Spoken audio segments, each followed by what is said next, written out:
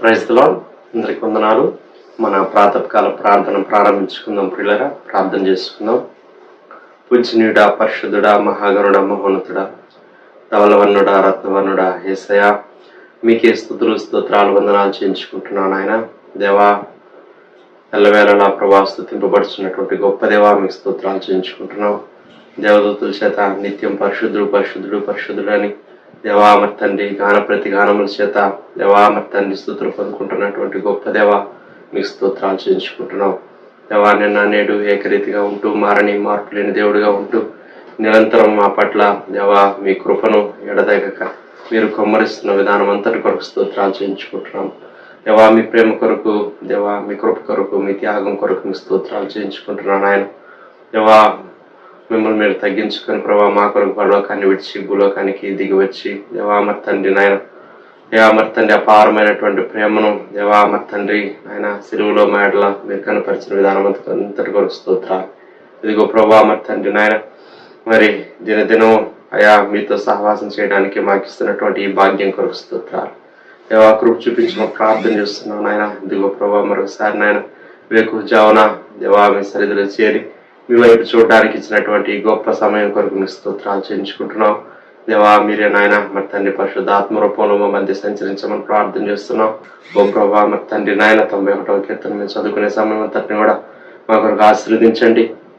మీ వాక్కులు వాగ్దానాలు ప్రభా మరి తండ్రి దేవా మరి తండ్రి మీరే మా పక్షంగా నెరవేర్చమని ప్రార్థన చేస్తున్నాం. మీ స్తోత్రాలు మీ కార్యములు మీరు జరిగించండి. అలాగే మరి తండ్రి నాయన మరొకసారి మీ సేవకుల ద్వారా మీ వాక్యం ద్వారా మీరు మాతో మాట్లాడమని ప్రార్థన చేస్తున్నాం. మీరు మాట్లాడే దేవుడు ఇంటున్నందుకు మీ స్తోత్రాలు. దేవా మరి తండ్రి నాయన, మీరు మమ్మల్ని బలపరుస్తూ నడిపించినటువంటి దినాలు, మాసాలన్నిటి కొరకు, సంవత్సరాలన్నిటి కొరకు మీ స్తోత్రాలు చేయించుకుంటున్నాం. మరి ఈ దినం కూడా విశేషంగా ప్రభా మీ వాక్యం వినే సమయం అంతటిని మాకు ఎంతో దీవెనకరంగాను మేలుకరంగాను మీరు ఉంచమని ప్రార్థన చేస్తున్నాం. స్తోత్రాలు.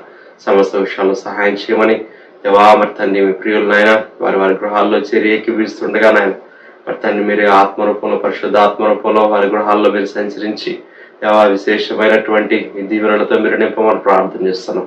సమస్త విషయాల కృప చూపించమని ముందు సమయం అంతటిని మా కొరకు ఆశీర్వదించమని యేసయ్య నామములో స్తుతించి ప్రార్థన చేసి అడిగి వేడుకుంటున్నాం పరలోకపు తండ్రి. ఆమేన్. మహోన్నతుని చాటు నివసించేవాడే సర్వశక్తి నీడను విశ్రమించేవాడు. మహోన్నతుని చాటున నివసించేవాడే సర్వశక్తి నీడను విశ్రమించేవాడు. ఆయనే నాకు ఆశ్రయము నా కోట, నేను నమ్ముకున్న నా దేవుడని నేను యెహోవాని గురించి చెప్పుచున్నాను. ఆయనే నాకు ఆశ్రయము నా కోట, నేను నమ్ముకున్న నా దేవుడని నేను యెహోవాని గురించి చెప్పుచున్నాను. వేటకాని ఊరిలో నుండి ఆయన నిన్ను విడిపించును, నాశనకరమైన తెగులు రాకుండా నిన్ను రక్షించును. వేటకాని ఊరిలో నుండి ఆయన నిన్ను విడిపించును, నాశనకరమైన తెగులు రాకుండా నిన్ను రక్షించును. ఆయన తన రెక్కలతో నిన్ను కప్పును, ఆయన రెక్కల క్రింద నీకు ఆశ్రయం కలుగును. ఆయన సత్యము కీడమును డాలునై ఉన్నది. ఆయన తన రెక్కలతో నిన్ను కప్పును, ఆయన రెక్కల కింద నీకు ఆశ్రయం కలుగును. ఆయన సత్యము కేడమును డాలునై ఉన్నది. రాత్రి వేళ కలుగు భయమునకైనను, పగటి వేళ ఎగురు బాణమునకైనను, రాత్రి వేళ కలుగు భయమునకైనను, పగటి వేళ ఎగురు బాణమునకైనను, చీకటిలో సంచరించి తెగులకైనను, మధ్యాహ్నం మందు పాడు చేయ రోగమునకైనను నీవు భయపడుకుందువు. చీకటిలో సంచరించి తెగులకైనను, మధ్యాహ్నం మందు పాడు చేయ రోగమునకైనను నీవు భయపడుకుందువు. నీ ప్రక్కన 1000 మంది పడినను, నీ కుడి పక్కన 10,000 మంది కూలినను అపాయం నీ ఎదుకు రాదు. నీ ప్రక్కన 1000 మంది పడినను, నీ కుడి ప్రక్కన 10,000 మంది కూలినను అపాయం నీ ఎదుకు రాదు. నీవు కన్నులారా చూచుండగా భక్తిహీనులకు ప్రతిఫలం కలుగును. నీవు కన్నులారా చూచుండగా భక్తిహీనులకు ప్రతిఫలం కలుగును. యెహోవా నీవే నా ఆశ్రయము అని నీవు మహోన్నతుడైన దేవుని నీకు నివాస స్థలంగా చేసుకుని ఉన్నావు. యెహోవా నీవే నా ఆశ్రయము అని నీవు మహోన్నతుడైన దేవుని నీకు నివాస స్థలముగా చేసుకుని ఉన్నావు. నీకు అపాయం ఏమీ రాదు, ఏ తెగులును నీ గుడారం సమీపించదు. నీకు అపాయం ఏమీ రాదు, ఏ తెగులును నీ గుడారము సమీపించదు. నీ మార్గములన్నిటిలో నిన్ను కాపాడుటకు ఆయన నిన్ను గురించి తన దూతలకు ఆజ్ఞాపించును. నీ మార్గములన్నిటిలో నిన్ను కాపాడుటకు ఆయన నిన్ను గురించి తన దూతలకు ఆజ్ఞాపించును. నీ పాదములకు రాయి తగలకుండా వారిని తమ చేతుల మీద ఎత్తి పట్టుకుందరు. నీ పాదములకు రాయి తగలకుండా వారిని తమ చేతుల మీద ఎత్తి పట్టుకుని. నీవు సింహములను నాగుపాములను త్రొక్కెదవు, కదమ సింహములను భుజంగములను అనగా త్రొక్కెదవు. నీవు సింహములను నాగుపాములను త్రొక్కెదవు, కదమ సింహంలో భుజంగములను అనగా త్రొక్కెదవు. అతడు నన్ను ప్రేమించున్నాడు గనుక నేను అతన్ని తప్పించదును, అతడు నా నామం ఎరిగిన వాడు గనుక నేను అతని గణపరచదను. అతడు నన్ను ప్రేమించున్నాడు గనక నేను అతను తప్పించదును, అతడు నా నామం ఎరిగిన వాడు గనక నేను అతను గణపరచదను. అతడు నాకు మొరపెట్టగా నేను అతనికి ఉత్తరం ఇచ్చదను, శ్రమలో నేను అతనికి తోడై ఉండేదను, అతను విడిపించి అతను గొప్ప చేసేదను. అతడు నాకు మొరపెట్టగా నేను అతనికి ఉత్తరం ఇచ్చేదను, శ్రమలో నేను అతనికి తోడయ్యేదను, అతను విడిపించి అతను గొప్ప చేసేదను. దీర్ఘాయువు చేత అతనిని తృప్తిపరచదను, నా రక్షణ అతనికి చూపించదను. దీర్ఘాయువు చేత అతన్ని తృప్తిపరచదను, నా రక్షణ అతనికి చూపించదను. దేవుని వాక్యం విన్న పిల్లరా, దైవజనులు ప్రొఫెసర్ గారు వచ్చి మనకు దేవుని వాక్యం ఇస్తారు. యెషయా గ్రంథం 26వ అధ్యాయం 3వ వచనం. ఎవరి మనస్సు నీ మీద ఆనుకొనునో వానిని నీవు పూర్ణ శాంతి గలవానిగా కాపాడుదు, ఏలయనగా అతడు నీ యందు విశ్వాసం ఉంచి ఉన్నాడు. ప్రార్థన. ప్రియ ప్రభువా, ఈ సమయంలో మీ వాక్య ధ్యానం మా కొరకు దీవించి మమ్ములను బలపరచమని యేసుక్రీస్తు ప్రభు వారి శక్తి గల నామంలో ప్రార్థిస్తూ ఉన్నాము తండ్రి. ఆమేన్. ప్రియమైనటువంటి వారులారా, ఈ సమయంలో మనము యెషయా గ్రంథంలో దేవుని ప్రజలు పాడేటటువంటి పాట, యూదా దేశంలో వారు పాడేటటువంటి పాటను గురించి మనము యెషయా గ్రంథం 26వ అధ్యాయంలో చూడగలం. ఈ పాట ప్రారంభంలో పట్టణాన్ని గూర్చి, 2వ వచనములో ద్వారములను గూర్చి, 3వ వచనములో ప్రవేశించేటటువంటి వ్యక్తులను గూర్చి, 4వ వచనములో ఆ వ్యక్తులకు దేవుడు ఎలాగో నిత్య ఆశ్రయ దుర్గంగా ఉంటాడో చక్కగా చెప్పబడినది. కొన్ని మార్లు మనం చాలా ప్రయాణం చేసి అలసి ఇంటికి వచ్చిన తర్వాత రిలాక్స్ అయ్యి, అమ్మాయ్య ఇంటికి వచ్చేసేసాను, ఇక పర్వాలేదు, I'm safe, I can relax, it's okay అని ఫీల్ అవుతాం. ఇక్కడ ఈ పట్టణాన్ని గురించి చెప్పబడినటువంటి మాట, ఇది బలమైన పట్టణము అని చెప్పబడింది. బలమైనటువంటి పట్టణం. కారణం రక్షణ దానికి ప్రాకారం. దేవుడే విశ్వాసికి రక్షణ. ప్రభు అయిన యేసుక్రీస్తే మనకు రక్షణ, మన కాపుదలకర్త, మన ప్రభువు. మన చుట్టూ ఉండేటటువంటి బలమైన ప్రాకారము ఆయనే. అలాగే 2వ వచనంలో ఎవరు ప్రవేశిస్తారు దానిలో అంటే, నీతి గల జనము ప్రవేశించినట్లు అని వ్రాయబడినది.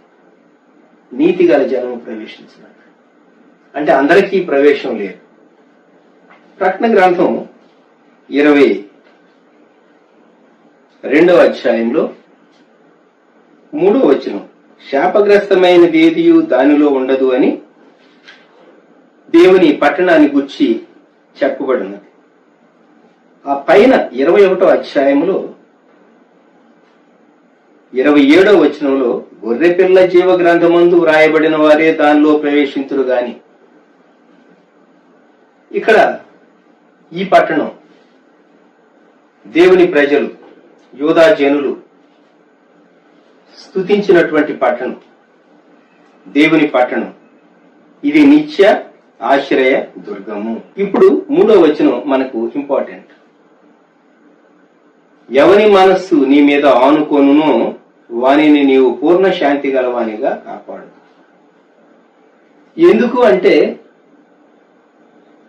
వ్యక్తి పట్టణంలో ప్రవేశించి క్షేమాన్ని ఎలాగ అనుభవిస్తాడో అలాగూ యేసుక్రీస్తు ప్రభునందు విశ్వాసం ఉంచినటువంటి వ్యక్తి, ప్రభుపై ఆధారపడినటువంటి వ్యక్తి అలాగూ నెమ్మది అనుభవించగలడు. మానవులు పాపంలో పడిన తరువాత, నోవహు జలప్రళయం వచ్చిన తరువాత వారు పట్టణాలను కట్టించడం ప్రారంభించారు.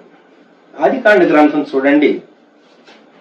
ఆదికాండ గ్రంథం 10వ అధ్యాయం 10వ వచనం నుండి 12వ వచనం వరకు, షీనారు దేశంలోని బాబెలు, ఎరెదు, అక్కదు, కల్నే అను పట్టణములు అతని రాజ్యములకు మొదలు ఆ దేశములో నుండి అష్షూరుకు బయలుదేరి వెళ్లి నీనివేను, రహోబోతీరును, కాలహును, నీనివేకును కాలహుకును మధ్యనున్న రెసెనును కట్టించెను. ఇదే ఆ మహాపట్టణము. ప్రజలు జలప్రళయము తరువాత పట్టణాలు కట్టడం వారు ప్రారంభించారు. హౌస్ బిల్డింగ్ ఇండస్ట్రీ వారు దానిలో ప్రాస్పర్ అయ్యారు, పట్టణాలు కట్టడం. 11వ అధ్యాయం వచ్చేసరికి 4వ వచనంలో వారు అనుకున్నారు, మనము భూమి అందంతటా చెదరిపోకుండా ఒక పట్టణమును ఆకాశమునంటూ శిఖరము గల ఒక గోపురమును కట్టుకొని పేరు సంపాదించుకుందాం రండి. దేవుని ఆధిక్యతను తిరస్కరించి దేవునికి భయపడక తమను తాము హెచ్చించుకోవాలని మనుష్యులు ఈ పట్టణాన్ని కట్టడానికి మొదలు పెట్టారు. దానిని వారు పూర్తి చేయలేకపోయారు. మన జీవితాల్లో మనం జ్ఞాపకం ఉంచుకోవాల్సిన ఒక విషయం, మనం ఏదైనా ప్రారంభించేటప్పుడు దేవా దీన్ని సంపూర్తి చేయటానికి నీవు కృప ఇవ్వగలవు అని దేవుని వైపు చూచి ప్రారంభిస్తే దేవుడు ఆ కృప అనుగ్రహిస్తాడు. నేను చేయగలను అని అనుకుని మనిషి ప్రారంభిస్తే అది చివరకు బైబిల్ వలనే అర్థంతరంగా నిలిచిపోతుంది. గుర్తుంచుకుందాం, మనుషులు పట్టణాలు కట్టినటువంటి సంస్కృతి పాత నిబంధనలో జలప్రళయం తరువాత మనం చూస్తాం. మానవులు కట్టినటువంటి పట్టణాలు, దేవుడు కట్టేటటువంటి పట్టణాలు. దేవుడు కట్టేటటువంటి పట్టణం, దేవుని సంఘం, ఆ ఆస్పెక్ట్ వేరు. మనము వ్యక్తి దేవుని యందు విశ్వాసం ఉంచుట అనేటటువంటి అంశం యెషయా 26:3 మనం జ్ఞాపకం చేసుకుంటూ ఉన్నాం. ఎవని మనస్సు నీ మీద ఆనుకొనునో వారిని నీవు పూర్ణ శాంతి గలవానిగా కాపాడుదు. పూర్ణ శాంతి గలవానిగా కాపాడుదు. మనము తెలుగులో పూర్ణ శాంతి అని ఉంది, ఇంగ్లీష్ లో పర్ఫెక్ట్ పీస్ అని ఉంది, ఎబ్రి భాషలో షాలోమ్ షాలోమ్ అని ఉంటుందండి. 2 సార్లు షాలోమ్ సమాధానము, పూర్ణ శాంతి అనేటటువంటి దానికి సమాధానము సమాధానం అనేటటువంటి పదం 2 మార్లు వాడబడిందంటే దట్ షోస్ ఎంఫసిస్. కనుక మనం మన జీవితాల్లో జ్ఞాపకం ఉంచుకోవాల్సింది మన చుట్టూ ఉన్నటువంటి పరిస్థితులు. మనం లోకం తట్టు చూచి డిస్టర్బ్ అవటానికి మనల్ని ప్రేరేపిస్తూ ఉన్నవా? దేవుని వైపు చూచి ఆయనపై ఆధారపడటానికి మనం ఆయనకు దగ్గర అవుతూ ఉన్నామా ఆలోచించుకోవటం చాలా ప్రాముఖ్యమైనది. ఇక్కడ మన మనస్సు యొక్క స్థితి చాలా ఇంపార్టెంట్. ఎవని మనస్సు నీ మీద ఆనుకొనును, ఎవని మనస్సు నీ మీద ఆనుకొనును. వయస్సును బట్టి యవనస్తులను మీరు ప్రశ్నించండి, వారి ఆలోచనలో ఏమి నిండి ఉంటాయో వారు షేర్ చేస్తారు. ఉద్యోగస్తులను ప్రశ్నించండి, వారి మనసుల్లో ఉండే బాధ్యతలు సమస్యలు వారు షేర్ చేస్తారు. ఒక గృహిణిని మీరు ప్రశ్నించండి, వారు ఎదుర్కొనేటటువంటి సమస్యలను గురించి, వారు నిరంతరం వేటిని గురించి ఆలోచిస్తున్నారో షేర్ చేస్తారు. నడిపించే నాయకులను మీరు ప్రశ్నించండి, వారు ఎదుర్కొనే సమస్యలను గురించి చెప్తారు. వైద్యులను మీరు ప్రశ్నించండి, వారు పాత రోగాలను గూర్చి, ప్రస్తుతం ఉన్న రోగాలను గూర్చి, రాబోయేటటువంటి రోగాలను గూర్చి, అనేక విషయాలను గూర్చి వారు మనతో ప్రస్తావిస్తారు. ఒకరి మనస్సు వేటితో నిండి ఉంటుంది, ఒకరి మనస్సు, ఒకరి ఆలోచన దేనితో నిండి ఉంటుందో, ఒకరి మనస్సు దేనితో నిండి ఉంటుందో దానిని బట్టి వారికి శాంతి ఉండొచ్చు, లేక శాంతి లేకపోవచ్చు. మనం ఉన్నట్టు ఈ దినాలు ఎటువంటి దినాలు అంటే మనిషికి శాంతి లేకుండా చేసే దినాల్లో మనం ఉన్నాం. మీరు ఏ వార్త అయినా చూడండి, ఏ న్యూస్ పేపర్ అన్నా తిప్పండి, లేని టెన్షన్ మీకు క్రియేట్ చేయడానికి వార్తకు హెడ్లైన్స్ పెడతారు వాళ్ళు. అంత అవసరం అండి? అక్కడ ఏమీ ఉండదు, అదేదో ఉన్నట్టుగా ఒక హెడ్లైన్ ఇస్తాడు. మనం ఏదో చాలా ఆసక్తిగా అక్కడ ఏం జరిగింది, అక్కడ ఏం జరిగినా నీకు అప్రస్తుతం, అక్కడ ఏదో జరుగుతూ ఉంటుంది. దాని గురించి నీవు టెన్షన్ పడవలసిన అవసరం లేదు కదా. నీకు బీపీ ఎందుకు రైజ్ కావాలి? క్రికెట్ ఆటను గురించి అందరికీ తెలుసు. ఫైనల్స్ జరుగుతూ ఉంటే ఎంత టెన్షన్ తో కూర్చుంటారు, విల్లే గ్రౌండ్ లో ఉన్నట్టు. అవునా కాదా? చాలా మార్లు మనల్ని డిస్టర్బ్ చేసేటటువంటి ప్రిస్టేజ్ క్వశ్చన్ కదండి. నిజమే, ప్రిస్టేజ్ క్వశ్చనే, నేను కాదని చెప్పను. కానీ అంత టెన్షన్ పడాలా మనం? అంత టెన్షన్ పడాలా? ఒకసారి గెలుపు, ఒకసారి ఓటమి ఉండొచ్చు, అంతేగాని మనం ఎప్పుడు మనమే విన్ అవ్వాలి అనేటటువంటి భావన మంచిదే, గాని అది కొన్ని మార్లు నెరవేరకపోవచ్చు. You must be able to accept certain things. మన జీవితంలో చాలా సమస్యలు మనిషికి శాంతి లేకుండా చేస్తూ ఉంది. కొన్నేమో అజ్ఞానంతో మనం కొని తెచ్చుకునేవి. మన సమయం అంతా వాటికి వెచ్చిస్తూ ఉన్నాం అనుకోండి, ఏం జరుగుతుంది, దేశంలో ఏం జరుగుతుంది, అక్కడేం జరుగుతుంది, ఇక్కడేం జరుగుతుంది, అది ఇది అన్నిటితో నీ మైండ్ నింపుకుంటావు. మళ్ళా రేపు నువ్వు అప్డేట్ చేసుకోవాలని ఉదయం నిద్ర లేవగానే నీ మైండ్ అప్డేట్ చేసుకోవడానికి ప్రయత్నం చేస్తావు. మళ్ళా ఈవినింగ్, అమ్మో చాలా గంటలు అయిపోయింది, ఏం జరిగిపోయిందో ప్రపంచంలో నా చుట్టూ అప్డేట్ చేసుకోవాలని ప్రయత్నం చేస్తూ ఉంటావు. వాటిని బట్టి నీకు శాంతి మాత్రం రాదు. నాలెడ్జ్ వస్తుంది, సంతోషం తక్కువ వస్తుంది, సంతోషం రాదు. ఇంకా చెప్పాలంటే దుఃఖం వస్తుంది, బాధ వస్తుంది. ఆ వార్త ఈ ట్విస్ట్ అంటాడు, ఈ వార్త ఇంకో ట్విస్ట్ అంటాడు. ఎవరికి కావాలి ఈ ట్విస్టులు? మనిషి జీవితాన్ని, విశ్వాసి యొక్క జీవితాన్ని దుర్భరం చేసుకోవటానికి చాలా చాలా లోకంలో ఫ్యాక్టర్స్ పనిచేస్తూ ఉంటాయి. పని లేని వాళ్లకు అవి సరిపోతాయి, విశ్వాసికి తగవు.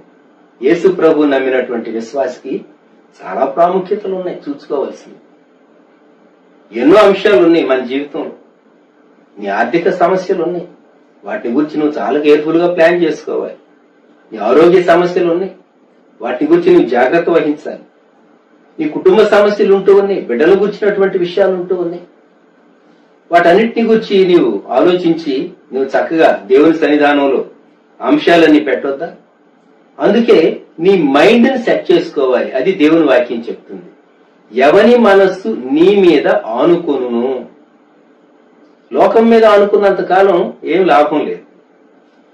మత్తయి సువార్త 22వ అధ్యాయంలో ప్రభువారు చెప్పినటువంటి మాట జ్ఞాపకం చేసుకుందాం.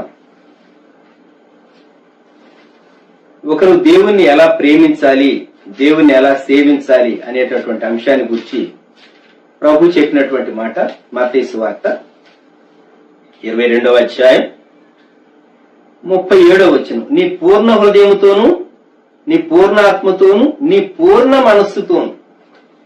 నీకు పూర్ణ శాంతి కావాలి అంటే నీ పూర్ణ మనసుతో ప్రభువును ప్రేమించాలి. నీ పూర్ణ మనసుతోనూ నీ దేవుడైన ప్రభువును ప్రేమింపవలను అనున్నదియే. పూర్ణ మనసుతో ప్రేమించడం, ఇది మనం అభ్యాసం చేయవలసింది. అలాగే రోమీలకు వ్రాయబడినటువంటి పత్రికలో పౌలు భక్తుడు ఇచ్చినటువంటి చక్కని సూచన మనము రోమా పత్రిక 12వ అధ్యాయంలో మనం జ్ఞాపకం చేసుకుంటాం. రోమా పత్రిక 12వ అధ్యాయము 2వ వచనం. మీరు ఈ లోక మర్యాదను అనుసరింపక ఉత్తమమును అనుకూలమును సంపూర్ణమునై ఉన్న దేవుని చిత్తమేదో పరీక్షించి తెలుసుకున్నట్లు మీ మనస్సు మారి నూతన మొగుట వలన రూపాంతరం పొందుడు. మీ మనస్సు మారి నూతన మొగుట వలన, ట్రాన్స్ఫర్మేషన్ ఆఫ్ ద మైండ్. యేసుక్రీస్తు ప్రభు రూపాంతర కొండపైన పొందింది ట్రాన్స్ఫిగరేషన్, మనం పొందేది ట్రాన్స్ఫర్మేషన్. అది ప్రభు పొందింది ట్రాన్స్ఫిగరేషన్, అది రూపాంతరం, అది వేరు. మనం పొందేది దినదినము మనం మార్చబడుతూ ఉంటాం. ఇక్కడ మనస్సు మారి మనం పొందేటటువంటి రూపాంతరం ట్రాన్స్ఫర్మేషన్. ఒక దశ నుండి ఒక దశ, ఒక స్థితి నుండి ఇంకొక మేలైనటువంటి స్థితికి మనం వెళ్ళేటటువంటి పద్ధతి ఇది. కనుక మైండ్ రెన్యూ కావాలి, మైండ్ రెన్యూ కావాలి.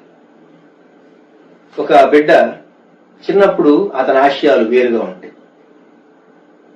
పెద్దవాడైన తర్వాత అడగండి, నా ఆశయాలు మారిపోయినవండి అంటాడు. నేను మీకు ఒక విషయం చెప్తాను, మీరు నవ్వకండి. నేను ఏసీ కాలేజీలో చదివే రోజుల్లో మా కాలేజీ ఎదురుగానే కాలేజ్ బుక్ సెంటర్ అని ఉండేది. ఆ కాలేజ్ బుక్ సెంటర్కి చెందినటువంటి ప్రొపరైటర్ యొక్క ఒక మేనలుడు కూడా మా క్లాస్మేట్ గా ఉండేవాడు. కొంచెం వెళ్ళినప్పుడు ఒక 5 నిమిషాలు నిలబడి అతనితో మాట్లాడుతూ ఉండేవాడు. ఆ పుస్తకాల వైపు చూసినప్పుడు ఒక పెద్ద పుస్తకం నన్ను ఎప్పుడు ఆకర్షించేది. కంప్లీట్ వర్క్స్ ఆఫ్ షేక్స్పియర్ అని చెప్పి ఇంత లావు పుస్తకం. నేను అనుకునేవాడిని, జీవితంలో ఎప్పుడైనా మొత్తం షేక్స్పియర్ ఎన్ని వ్రాసారు, వాటిల్లో ఎన్ని వందల క్యారెక్టర్స్ ఆయన పోర్ట్రే చేశాడు. ఆ మనస్తత్వాల్లో వైరుధ్యాన్ని, భిన్నత్వాన్ని ఎలాగూ ప్రజెంట్ చేశాడు. ఒక వ్యక్తి ఎలాగూ చేయగలిగాడు. ఎలాగైనా షేక్స్పియర్ గారి డ్రామాలు చదవాలని ఉండేది. డిగ్రీలో ఒక డ్రామా చదివాను ఆయనది, మాకు టీచ్ చేశారు. కానీ ఆయన రాసినటువంటి పుస్తకాలు లేక కంప్లీట్ వర్క్స్ ఆఫ్ షేక్స్పియర్ చూస్తే నేను అనుకునేవాడిని, ఎప్పటికన్నా ఆయన ఏ ఏ డ్రామాల్లో ఏ ఏ క్యారెక్టర్స్ ఇంట్రడ్యూస్ చేశాడు అవన్నీ తెలుసుకోవాలి అని అనుకునేవాడిని. ఇప్పుడు వెనక తిరిగి చూసుకుంటే అంత అవసరం లేదనిపిస్తుంది. ఎందుకు? బైబిలే చెప్తూ ఉంది మానవుని యొక్క మనస్తత్వంలో ఉన్నటువంటి భిన్నమైనటువంటి ప్రవృత్తులు. కనుక షేక్స్పియర్ దగ్గరికి వెళ్ళక్కర్లా నేను ఇప్పుడు. అప్పుడు యవనస్తుడుగా ఉన్నప్పుడు నేను అనుకునేవాడిని కంప్లీట్ వర్క్స్ ఆఫ్ షేక్స్పియర్ చదివితే చాలా జ్ఞానం వస్తుంది అని అనుకునేవాడిని. ఇప్పుడు నా మైండ్ ఏమైంది? మారింది. నా ప్రయారిటీస్ ఏమైనాయి? మారినాయి. నా గోల్స్ ఏమైనాయి? మారినాయి. చూసారా? కొన్ని మార్లు మనం మన ఆలోచనలు, మన గోల్స్ కాలం గడిచే కొద్దీ మారుతూ ఉంటాయి. అయితే ప్రభువుపై ఆధారపడితే ఎవరి మనస్సు నీ మీద ఆనుకును, మన చుట్టూ ఉండేటటువంటి ఫ్యాక్టర్స్ ఏవైనా సరే అవి నేను డిస్టర్బ్ చేయలేవు. కొన్ని మార్లు మన ప్రాబ్లమ్స్ ఎలా ఉంటాయంటే చాలా భయంకరమైనటువంటి ప్రాబ్లం గా మన మీద దాడి చేస్తుంది. మనకు భవిష్యత్తు ఏం కనబడదు, అంత చీకట్లాగానే కనబడుతుంది. Is there future? Is there hope? Is there light? Is there ray of hope? Is there prosperity అనేటటువంటి ప్రశ్నలు. భవిష్యత్తు ఉన్నదా? చీకటి అంతరిస్తుందా? వెలుగు ఉదయిస్తుందా? పురోభివృద్ధి సాధిస్తామా అనేటటువంటి ప్రశ్నలు చాలా వస్తూ ఉంటాయి. అయితే ఎవరి మనస్సు నీ మీద ఆనుకొనును. కొన్ని మార్లు సమస్యలు సృష్టించే వ్యక్తులు కూడా ఉంటూ ఉంటారు.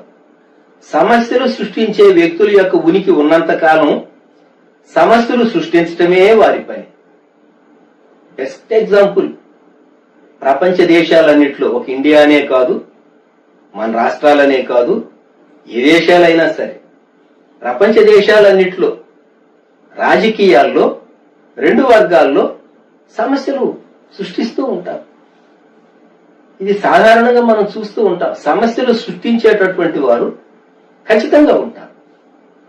కనుక సమస్యలు ఉంటాయి, సమస్యలు సృష్టించేవారు ఉంటారు. అంతేకాదు మన చుట్టూ ఉండేటటువంటి లోకంలో చూస్తే నెమ్మది లేదు, శాంతి లేదు, సమాధానము లేదు అని మనకు అర్థమవుతుంది.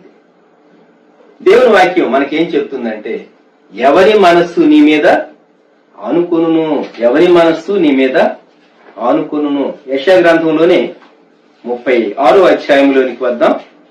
యెషయా గ్రంథం 36వ అధ్యాయం. రబ్షాకే తాను యెరూషలేము మీదికి వస్తూ ఉన్నాడు. తాను అంటాడు, యెషయా గ్రంథం 36వ అధ్యాయము 6వ వచనం, కబురు చేసే హిజ్కియాకు, నలిగిన రెల్లు వంటి ఈ ఐగుప్తును నీవు నమ్ముకొనుచున్నావు కదా, ఒకడు దాని మీద ఆనుకున్న ఎడ్ల అది వాని చేతికి గుచ్చుకొని దూసిపోవును. ఐగుప్తు రాజైన ఫరో అతని నమ్ముకుని వారికి అందరికీ అట్టివాడే. ఇతడు చెప్పింది కొంత నిజమే కానీ ఇతడు జయించగలడా దేవుని ప్రజలు?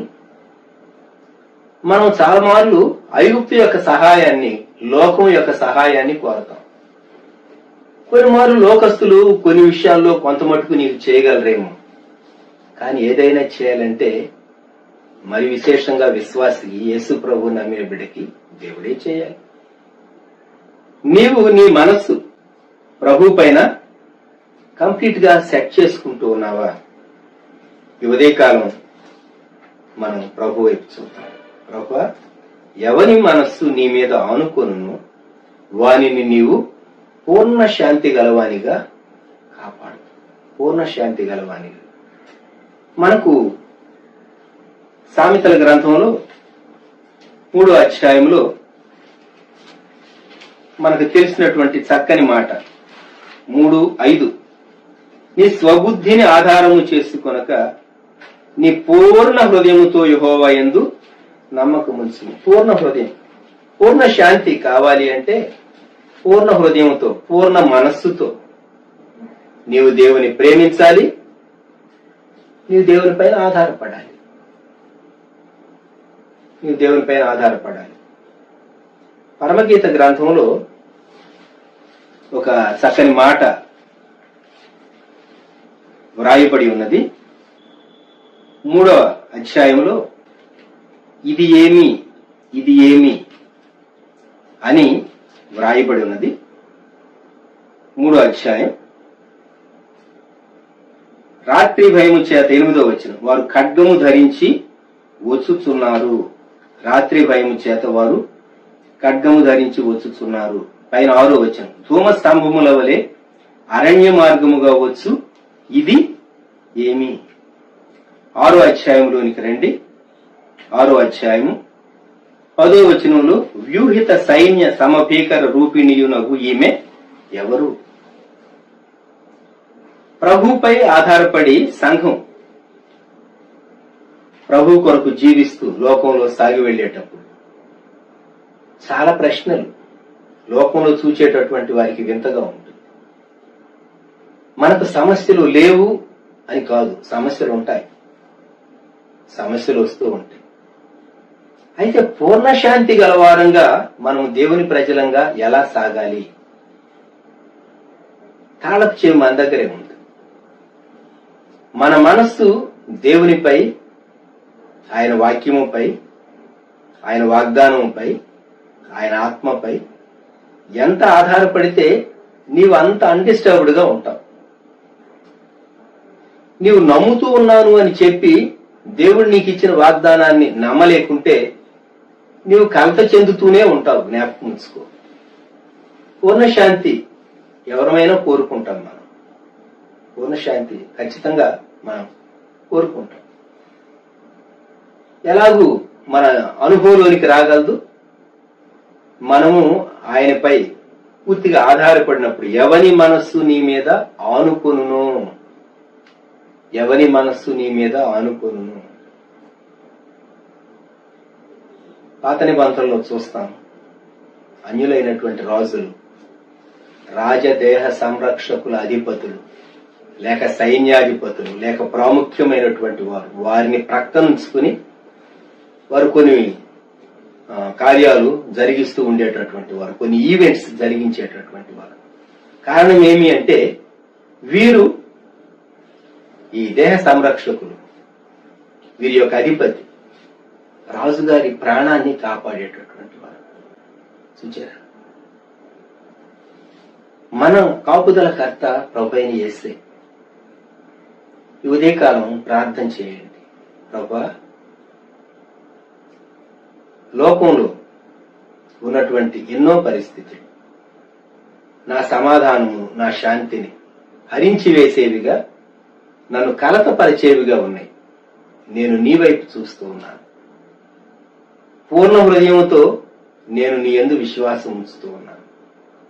నా మైండ్ను నేను సెట్ చేసుకుంటూ ఉన్నాను. భూ సంబంధమైన వాటి మీద కాక పర సంబంధమైన వాటిపైన నా మైండ్ నేను సెట్ చేసుకుంటూ ఉన్నాను. నీవే నా మనస్సును